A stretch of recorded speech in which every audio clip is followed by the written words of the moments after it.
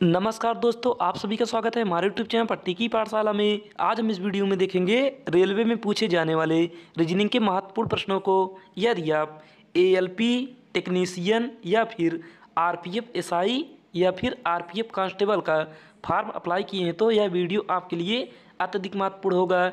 इसलिए दोस्तों आप लोग वीडियो को अंत तक जरूर देखना। और दोस्तों अभी तक आप लोगों ने हमारे चैनल को सब्सक्राइब नहीं किए तो कृपया करके ज़रूर जाकर चैनल को सब्सक्राइब कर लीजिए, क्योंकि दोस्तों मैं डेली इसी समय इस चैनल पर ऐसे ही प्रश्न लेकर आता रहता हूं।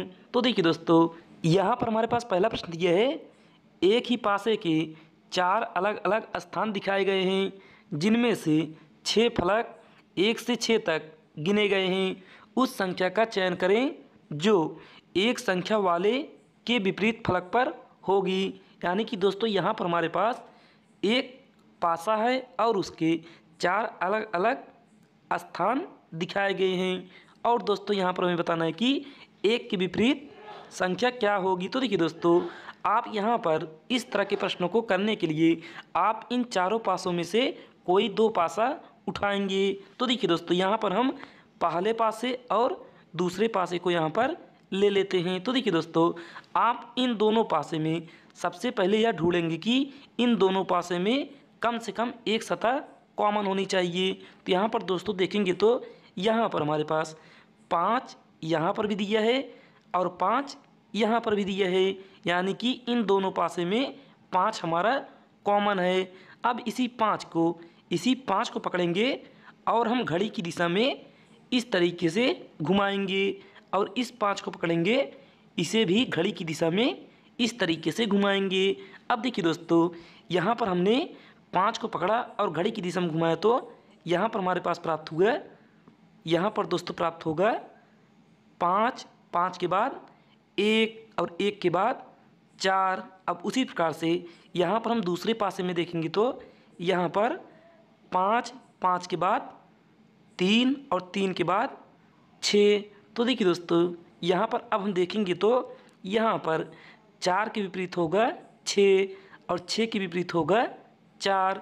उसी प्रकार से 1 के विपरीत होगा 3 और 3 के विपरीत होगा 1। और दोस्तों हमसे प्रश्न यहाँ पर पूछा है कि एक संख्या वाले के विपरीत फलक। तो यहाँ पर दोस्तों 1 के विपरीत होगा 3, तो यहाँ पर होगा 3 हमारा राइट आंसर, जो कि ऑप्शन नंबर दूसरे में दिया, तो ये दूसरा होगा करेक्ट उत्तर। तो फिर चलिए दोस्तों, अब हम देखते हैं प्रश्न संख्या 2 को। तो देखिए दोस्तों, यहाँ पर दूसरा प्रश्न हमारे पास दिया है, दिए गए विकल्पों में से संबंधित शब्द अक्षर संख्या को चुनिए। तो देखिए दोस्तों, यह हमारा एनालॉजी का प्रश्न है, यानी कि नंबर एनालॉजी का। और यहाँ पर हमें बताना है कि इस प्रश्नवाचक चिन्ह के स्थान पर कौन सी संख्या होगी। तो देखिए दोस्तों, आप यहाँ पर इस प्रश्न को करने से पहले आप यहाँ पर यह देखेंगे कि इस 3532 में ऐसा क्या नियम लगाएं कि यहाँ पर 21 प्राप्त हो जाए, और वही सेम नियम यहाँ पर हम 8321 में लगाएंगे, जिससे कि यहाँ पर वह संख्या प्राप्त हो। तो देखिए दोस्तों, आप यहाँ पर सबसे पहले क्या करेंगे, आप दोस्तों इस 3532 में आप यहाँ पर क्या करेंगे, इस 3 का गुणा आप करेंगे इस 2 में, यानी कि बाहर का गुणा बाहर। तो यहाँ पर होगा 3 दूनी 6। उसके बाद अंदर का गुणा अंदर, यानी कि 5 का गुणा आप करेंगे 3 में। तो यहाँ पर कितना होगा, 5 तिहाई 15। अब इसे दोस्तों हम ऐड करेंगे, यानी कि जोड़ेंगे, तो यहाँ पर कितना होगा, 6 में 15 जोड़ेंगे तो यहाँ पर होगा 21, जो कि आगे यहाँ पर 21 दिया हुआ है। अब यही नियम हम यहाँ पर लगाएंगे, यानी कि 8321 में। तो देखिए दोस्तों, यहाँ पर आप सबसे पहले बाहर का गुणा करेंगे बाहर में, तो यहाँ पर 8 का गुणा 1 में करेंगे तो यहाँ पर होगा 8। उसके बाद अंदर का गुणा अंदर, तो यहाँ पर 3 का गुणा 2 में करेंगे तो यहाँ पर होगा 3 दूनी 6। अब उसके बाद दोस्तों इसे हम करेंगे प्लस, तो यहाँ पर 8 में 6 जोड़ेंगे तो यहाँ पर होगा 14, यानी कि इस प्रश्नवाचक चिन्ह के स्थान पर आएगा 14, यानी कि 14। और 14 हमारे ऑप्शन नंबर बी में दिए, तो ये बी होगा करेक्ट उत्तर। तो फिर चलिए दोस्तों, अब हम देखते हैं प्रश्न संख्या 3 को। तो देखिए दोस्तों, यहाँ पर तीसरा प्रश्न दिया है, दिए गए चित्र में कितने त्रिभुज हैं। यानी कि दोस्तों यहाँ पर हमारे पास एक चित्र दिया है और यहाँ पर हमें बताना है कि टोटल त्रिभुजों की संख्या कितनी है। तो देखिए दोस्तों, आप यहाँ पर देखेंगे तो यहाँ पर नीचे आपको एक बड़ा वाला त्रिभुज दिखाई देगा और इसमें टोटल दोस्तों कितना त्रिभुज है, इसमें टोटल होगा 3 त्रिभुज। जैसे दोस्तों यहाँ पर देखेंगे तो यहाँ पर हमारे पास एक त्रिभुज होगा या बड़ा वाला और 2 त्रिभुज होगा अंदर एक और 2, तो यहाँ पर हो गया दोस्तों टोटल 3 त्रिभुज। उसके बाद फिर यहाँ पर देखेंगे तो इसी में एक यहाँ पर छोटा वाला त्रिभुज और एक यहाँ पर छोटा वाला त्रिभुज, यहाँ से हो गया 2 त्रिभुज। और उसके बाद यहाँ पर दोस्तों फिर देखेंगे तो यहाँ पर इसी में एक छोटा वाला त्रिभुज यहाँ पर बनेगा और एक छोटा वाला त्रिभुज यहाँ पर, यानी कि 2 त्रिभुज और प्राप्त हो गया। उसके बाद अब यहाँ पर दोस्तों हम देखेंगे तो यहाँ पर 2 त्रिभुज हमारे पास बड़ा वाला दिया है, तो यहाँ पर 2 त्रिभुज और प्राप्त हो गया। तो देखिए दोस्तों, अब इसे हम टोटल करेंगे, टोटल कितना आएगा। यहाँ पर हम 2 में 2 जोड़ेंगे तो 4, 4 में 2 जोड़ेंगे तो 6 और 6 में 3 जोड़ेंगे तो यहाँ पर होगा 6 3 9, यानी कि इस आकृति में टोटल 9 त्रिभुज हैं, जो कि ऑप्शन नंबर बी में दिए थे। बी होगा करेक्ट आंसर। तो फिर चलिए दोस्तों, अब हम देखते हैं प्रश्न संख्या 4 को। तो देखिए दोस्तों, यहाँ पर चौथा प्रश्न दिया है, दिए गए विकल्पों में से उस संख्या का चयन करें जो निम्नलिखित श्रृंखला में प्रश्न चिन्ह को प्रतिस्थापित कर सकती है। तो देखिए दोस्तों, यहाँ पर हमारे पास एक श्रृंखला दी हुई है और यहाँ पर हमें बताना है कि इस प्रश्नवाचक चिन्ह के स्थान पर कौन सी संख्या होगी। तो देखिए दोस्तों, आप यहाँ पर सबसे पहले इस श्रृंखला में यह देखेंगे कि इसमें कौन सा नियम फॉलो करेगा। तो देखिए दोस्तों, आप यहाँ पर देखेंगे तो हमारी संख्या अचानक से आगे बढ़ रही है, जैसे कि 18 से हो गया है 34 और 34 हो गया है 66 और 66 से 130। तो देखिए दोस्तों, अब यहाँ पर हम क्या नियम लगाएंगे, यहाँ पर दोस्तों हम लगाएंगे गुणे का नियम। अगर हमारी संख्या अचानक से बढ़ेगी तो वहाँ पर हम गुणा, स्क्वायर या फिर क्यूब करेंगे, और अगर धीमे धीमे से बढ़ेगी तो वहाँ पर हम प्लस करेंगे। तो देखिए दोस्तों, यहाँ पर हम 18 में किसका गुणा करें कि यहाँ पर 34 प्राप्त हो जाए। तो यहाँ पर दोस्तों हम 18 में अगर 2 का गुणा करेंगे तो 18 दूनी 36। उसके बाद यहाँ पर दिया है 34, इसी 2 में यानी कि दोस्तों 36 में 2 माइनस करेंगे तो यहाँ पर होगा 34। यानी कि सबसे पहले आप 18 में 2 का गुणा लगाएंगे, उसके बाद माइनस करेंगे 2 को, तो यहाँ पर होगा दोस्तों 34। उसके बाद फिर यहाँ पर हम 34 में 2 का गुणा लगाएंगे, उसके बाद करेंगे माइनस 2, तो 34 दूनी कितना होगा 68, और 68 में 2 घटाएंगे तो यहाँ पर होगा 66। अब उसके बाद दोस्तों यहाँ पर फिर हम 66 में 2 से गुणा करेंगे, उसके बाद माइनस करेंगे 2, तो यहाँ पर दोस्तों हम 66 में 2 का गुणा करेंगे तो यहाँ पर कितना आएगा, यहाँ पर आएगा 132। अब इस 132 में 2 माइनस करेंगे तो यहाँ पर होगा 130। अब उसके बाद दोस्तों यहाँ पर हम आगे क्या करेंगे, आगे दोस्तों यहाँ पर हम 130 में 2 से गुणा लगाएंगे, उसके बाद माइनस करेंगे 2, तो यहाँ पर 130 में 2 का गुणा लगाएंगे दोस्तों तो कितना होगा, यहाँ पर होगा 260। यहाँ पर आएगा दोस्तों 260, और उस 260 में 2 माइनस करेंगे तो यहाँ पर आएगा इस प्रश्नवाचक चिन्ह के स्थान पर यहाँ पर आएगा 258। तो यहाँ पर इस प्रश्नवाचक चिन्ह के स्थान पर होगा 258, जो कि ऑप्शन नंबर डी में दिए है, तो ये डी होगा करेक्ट उत्तर। तो फिर चलिए दोस्तों, अब हम देखते हैं प्रश्न संख्या 5 को। तो देखिए दोस्तों, यहाँ पर 5वां प्रश्न दिया है, निम्नलिखित में से कौन सा अक्षर प्रश्न चिन्ह को प्रतिस्थापित करेगा और निम्नलिखित अक्षर श्रृंखला को पूरा करेगा। तो देखिए दोस्तों, यहाँ पर हमारे पास सीरीज का प्रश्न दिया है, लेकिन दोस्तों यह हमारा लेटर सीरीज है। तो देखिए, आप यहाँ पर सबसे पहले इनका लिखेंगे प्लेस वैल्यू। यहाँ पर दोस्तों टी का प्लेस वैल्यू लिखेंगे तो यहाँ पर होगा 20। प्लेस वैल्यू का मतलब होता है दोस्तों टी ABCD में, यानी कि टी हमारे ABCD में किस स्थान पर आएगा। तो यहाँ पर दोस्तों टी आएगा 20 नंबर पर, उसके बाद R आएगा 18 नंबर पर, और P आएगा 16 नंबर पर, और N आएगा 14 नंबर पर, और L आएगा 12 नंबर पर, और J आएगा 10 नंबर पर। अब देखिए दोस्तों, अब यहाँ पर आप देखेंगे तो यहाँ पर 20 में 2 माइनस करेंगे तो यहाँ पर होगा 18, और 18 में 2 माइनस करेंगे तो यहाँ पर होगा 16, और 16 में 2 माइनस करेंगे तो यहाँ पर होगा 14, और 14 में 2 माइनस करेंगे तो यहाँ पर होगा 12, और 12 में 2 माइनस करेंगे तो यहाँ पर होगा 10। अब उसके बाद दोस्तों इस 10 में अगर आप 2 माइनस करेंगे तो यहाँ पर कितना होगा, यहाँ पर होगा दोस्तों 10 में 2 घटाएंगे तो यहाँ पर होगा 8।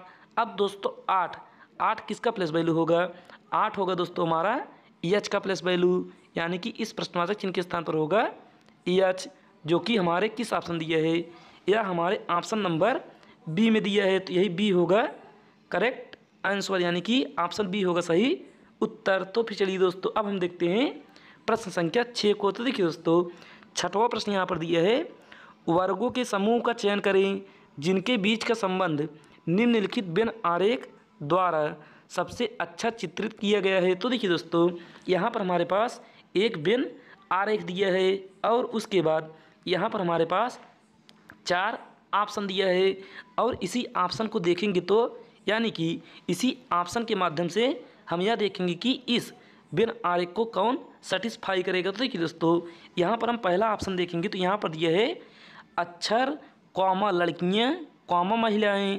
तो यहाँ पर दोस्तों हम सबसे पहले साक्षर, यानी कि यहाँ पर दोस्तों दिए सबसे पहले साक्षर, इस साक्षर का व्यंग्य आरेख बनाएंगे तो यहाँ पर यह हो गया हमारा साक्षर। उसके बाद यहाँ पर दोस्तों हम लड़कियों का व्यंग्य आरेख बनाएंगे, लेकिन उससे पहले हम देखेंगे कि इस साक्षर से कोई संबंध है कि नहीं। तो यहाँ पर दोस्तों कुछ लड़कियाँ साक्षर भी होंगी, तो यहाँ पर हो गई लड़कियाँ। उसके बाद यहाँ पर दिया महिलाएं, महिलाएं का बनाएंगे तो यहाँ पर लड़कियाँ आएंगी महिलाएं के अंदर, लेकिन कुछ महिलाएं साक्षर भी होंगी, तो यहाँ पर बाहर हो जाएगी महिलाएं। तो यहाँ पर दोस्तों इस तरीके का व्यंग्य आरेख बनेगा, जो कि हमारा व्यंग्य आरेख कुछ इस तरीके से दिया है। तो यहाँ से पहला हो गया गलत।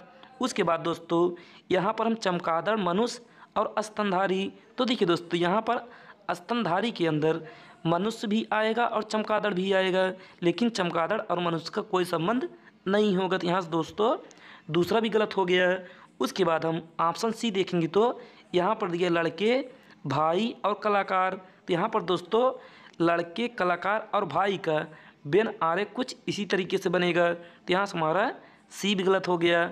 अब यहाँ पर दोस्तों बचा सिर्फ ऑप्शन डी, तो यही ऑप्शन डी होगा करेक्ट उत्तर, क्योंकि दोस्तों पुरुष के अंदर पिता और पिता के अंदर पुत्र भी आएगा। तो यही ऑप्शन डी होगा राइट आंसर, जो कि हमारे इस व्यंग्य आरेख को ऑप्शन डी ही सेटिस्फाई करेगा। तो यही होगा करेक्ट आंसर। तो फिर चलिए दोस्तों अब हम देखते हैं प्रश्न संख्या 7 को। तो देखिए दोस्तों, यहाँ पर 7वां प्रश्न दिया है हमारे पास, निम्नलिखित समीकरण में प्रश्न चिन्ह के स्थान पर क्या आएगा यदि प्लस और माइनस को परस्पर बदल दिया जाए तथा गुणे और भाग को परस्पर बदल दिया जाए। तो देखिए दोस्तों, यहाँ पर हमारे पास एक समीकरण दिया है, और इन चिन्हों को बदलने के बाद यहाँ पर हमें बताना है कि इस प्रश्नवाचक चिन्ह के स्थान पर कौन सी संख्या होगी। तो देखिए दोस्तों, आप यहाँ पर सबसे पहले लिखेंगे 9, उसके बाद यहाँ पर भाग के स्थान पर करेंगे आप गुणा, और यहाँ पर आगे दिया है 576। उसके बाद दोस्तों यहाँ पर गुणे के स्थान पर करेंगे हम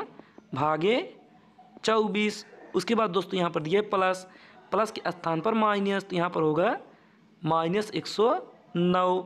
उसके बाद आगे यहाँ पर दिया माइनस, तो माइनस के स्थान पर प्लस, और यहाँ पर 7। अब देखिए दोस्तों, यहाँ पर हम इस 576 को 24 से काटेंगे तो यह जाएगा 24 बार में, तो यहाँ पर होगा 24। उसके बाद दोस्तों यहाँ पर हम भाग के बात करेंगे गुणा, तो यहाँ पर हम 24 का गुणा 9 में करेंगे तो यहाँ पर कितना होगा, यहाँ पर 4 9 36, 36 की 6 हासिल 3। उसके बाद 9 दूनी 18, 18 3 21, यानी कि यहाँ पर हो गया 216, और यहाँ पर -109, और प्लस में यहाँ पर 7। अब देखिए दोस्तों, यहाँ पर अब हम 216 में 109 माइनस करेंगे तो यहाँ पर कितना आएगा, यहाँ पर 6 में 9 घटाएंगे तो नहीं जाएगा, तो यहाँ पर होगा 16, 16 में 9 घटाएंगे तो यहाँ पर होगा 7। उसके बाद यहाँ पर बचेगा हमारे पास 10, 10 में 0 घटाएंगे तो यहाँ पर होगा 0, और 2 में 1 घटाएंगे तो 1, यानी कि 107। उसके बाद प्लस में 7। अब 107 में 7 जोड़ेंगे तो यहाँ पर होगा 114, यानी कि दोस्तों यहाँ पर इस प्रश्नवाचक चिन्ह के स्थान पर आएगा 114, जो कि ऑप्शन नंबर ए में दिया है, तो यही ए होगा करेक्ट उत्तर। तो फिर चलिए दोस्तों अब हम देखते हैं प्रश्न संख्या 8 को। तो देखिए दोस्तों 8वां प्रश्न यहाँ पर दिया है, एक निश्चित तर्क के अनुसार 5 24 से संबंधित है, समान तर्क के अनुसार 9 80 से संबंधित है, समान तर्क का अनुसरण करते हुए 14 निम्नलिखित में से किससे संबंधित है। तो देखिए दोस्तों आप यहाँ पर सबसे पहले क्या देखेंगे, आप यहाँ पर देखेंगे कि इस 5 का संबंध इस 24 से किस प्रकार है, और वही सेम संबंध 9 का इस 80 से किस प्रकार है, और वही सेम संबंध यहाँ पर हम 14 में लगाएंगे। तो देखिए दोस्तों आप यहाँ पर सबसे पहले क्या करेंगे, इस 5 में दोस्तों आप यहाँ पर इस 5 में 5 का गुणा करेंगे तो यहाँ पर कितना आएगा, 5 में 5 का गुणा करेंगे तो यहाँ पर होगा 25, और उस 25 में 1 माइनस करेंगे तो यहाँ पर आएगा 24। उसी प्रकार दोस्तों यहाँ पर अब हम 9 का गुणा 9 में करेंगे, या फिर दोस्तों आप इसी का स्क्वायर भी कर सकते हैं। तो यहाँ पर 9 का गुणा 9 में करेंगे तो यहाँ पर होगा 81। अब उस 81 में 1 माइनस करेंगे तो यहाँ पर आएगा 80, जो कि यहाँ पर आगे 80 हमारे पास दिया हुआ है। अब यही सेम नियम हम इस 14 में लगाएंगे। तो देखिए दोस्तों आप यही नियम 14 में लगाएंगे तो यहाँ पर आप सबसे पहले क्या करेंगे, 14 का गुणा करेंगे 14 में, या फिर 14 का स्क्वायर करेंगे। तो यहाँ पर 14 का 14 में गुणा करेंगे तो यहाँ पर कितना होगा, यहाँ पर 14 का गुणा 14 में करेंगे तो यहाँ पर होगा 196। लेकिन दोस्तों 196 हमारा राइट आंसर नहीं होगा, क्योंकि यहाँ पर हम 1 करेंगे माइनस, तो यहाँ पर होगा 195। तो यही 195 होगा करेक्ट आंसर, जो कि ऑप्शन नंबर सी में दिए थे, सी होगा करेक्ट उत्तर। तो फिर चलिए दोस्तों आपको वीडियो अच्छी लग रही हो तो कृपया करके वीडियो को सबसे पहले एक लाइक करिएगा और चैनल को सब्सक्राइब जरूर कर लीजिएगा। तो देखिए दोस्तों यहाँ पर 9वां प्रश्न हमारे पास क्या दिया है, तो यहाँ पर 9वां प्रश्न देखेंगे तो यहाँ पर हमारे पास दिया है, निम्नलिखित 4 अक्षर समूहों में से 3 एक निश्चित तरीके से समान है और एक भिन्न है, भिन्न का चयन कीजिए। तो देखिए दोस्तों यहाँ पर हमारे पास 4 ऑप्शन दिया है, और इन चारों ऑप्शन में से 3 किसी प्रकार से समान है और एक इन तीनों यानी कि इन चारों में से भिन्न है। तो देखिए दोस्तों आप यहाँ पर देखेंगे पहले ऑप्शन को, तो यहाँ पर हमारे पास दिया है एच एम, यानी कि दोस्तों यहाँ पर हम क्या करेंगे, इनका प्लस वैल्यू लिखेंगे। तो यहाँ पर एच का प्लस वैल्यू होगा 8 और एम का होगा 13 और यस का होगा 19। तो देखिए दोस्तों आप यहाँ पर पहले और दूसरे लेटर से ही पता कर सकते हैं। तो यहाँ पर दोस्तों अब हम ऑप्शन दूसरे में लिखेंगे ए का 1 और एफ का 6। उसके बाद ऑप्शन तीसरे में लिखेंगे के का 11 और ओ का 15, और ऑप्शन चौथे में लिखेंगे डी का 4 और आई का 9। अब देखिए दोस्तों आप यहाँ पर देखेंगे तो 8 में अगर हम 5 जोड़ेंगे तो यहाँ पर होगा 13। उसी प्रकार से 1 में 5 जोड़ेंगे तो यहाँ पर होगा 6, और उसी प्रकार से 11 में अगर हम 5 जोड़ेंगे तो यहाँ पर होगा 16, और 16 का किसका प्लस वैल्यू होगा, पी का, लेकिन यहाँ पर दिया है ओ। तो यहाँ पर दोस्तों यही हमारा तीसरा होगा सही उत्तर, यानी कि इन चारों में से यही विषम है, तो यही होगा करेक्ट आंसर। और दोस्तों चौथा देखेंगे तो यहाँ पर 4 में 5 जोड़ेंगे तो यहाँ पर होगा 9, तो यही ऑप्शन तीसरा होगा सही उत्तर। तो फिर चलिए दोस्तों अब हम देखते हैं प्रश्न संख्या 10 को। तो देखिए दोस्तों 10वां प्रश्न यहाँ पर दिया है, उस विकल्प का चयन कीजिए जो तीसरे शब्द से उसी प्रकार संबंधित है जिस प्रकार दूसरा शब्द पहले सबसे संबंधित है। तो देखिए दोस्तों यहाँ पर हमारे पास एनालॉजी का प्रश्न दिया है, और यहाँ पर दिया है जनवरी अनुपाते 31, उसके बाद समानुपाते मार्च अनुपाते खाली स्थान। तो देखिए दोस्तों आप यहाँ पर सबसे पहले यह देखेंगे कि इस जनवरी का संबंध इस 31 से किस प्रकार है, और वही सेम नियम हम यहाँ पर इस मार्च में लगाएंगे। तो देखिए दोस्तों आप यह जानते हैं कि जनवरी में टोटल होता है 31 दिन, और दोस्तों और अब यहाँ पर हम देखेंगे कि मार्च में टोटल दिन कितना होता है। तो यहाँ पर दोस्तों मार्च में भी टोटल दिन होता है 31 का, यानी कि इस खाली स्थान पर आएगा 31। इस प्रश्न के लिए आपको जनवरी से लेकर दिसंबर तक सभी दिन याद होने चाहिए, यानी कि किस महीने में कितने दिन होते हैं? तो यहाँ पर दोस्तों होगा 31, जो कि ऑप्शन नंबर डी में दिए थे, डी होगा करेक्ट उत्तर। तो फिर चलिए दोस्तों अब हम देखते हैं प्रश्न संख्या 11 को। तो देखिए दोस्तों 11 नंबर का प्रश्न यहाँ पर दिया है, दिए गए पैटर्न का ध्यानपूर्वक अध्ययन कीजिए, दिए गए पैटर्न का ध्यानपूर्वक अध्ययन कीजिए और दिए गए विकल्पों में से उस संख्या का चयन कीजिए जो उसमें प्रश्न चिन्ह को प्रतिस्थापित कर सकता है। तो देखिए दोस्तों यह हमारा लुप्त संख्या पर आधारित प्रश्न है। तो यहाँ पर हम क्या देखेंगे दोस्तों, यहाँ पर हमें देखना है कि इस चारों में यानी कि 48, 8, 14 और 42 में ऐसा क्या नियम लगाएं कि यहाँ पर 18 प्राप्त हो जाए, और वही सेम यहाँ पर नियम लगाएंगे दूसरे में तो यहाँ पर 15 प्राप्त हो, और वही सेम नियम हम यहाँ पर तीसरे वाले फिगर में लगाएंगे। तो देखिए दोस्तों आप यहाँ पर सबसे पहले क्या करेंगे, आप दोस्तों यहाँ पर सबसे पहले इस 48 में 8 से भाग लगाएंगे। तो यहाँ पर आएगा कितनी बार, यानी कि 48 में 8 से भाग देंगे तो यह कितनी बार जाएगा, इस 8 48 यानी कि 6 बार गया। उसके बाद इस 42 में आप 14 से भाग देंगे तो यह जाएगा 3 बार में। अब इसी 6 और 3 का आपस में गुणा करेंगे तो यह होगा 6 त्रिक 18, जो कि यहाँ पर बीच में दिया हुआ है। अब यही नियम दोस्तों हम दूसरे वाले आकृति में लगाएंगे। तो देखिए दोस्तों यहाँ पर दिया है 63 और यहाँ पर 21। अब इस 63 में 21 से भाग देंगे तो यह जाएगा 3 बार में। उसके बाद इस 45 में 9 से भाग देंगे तो यह जाएगा 5 बार में, और इसी 5 और 3 का गुणा करेंगे तो यहाँ पर होगा 15, जो कि बीच में दिया हुआ है।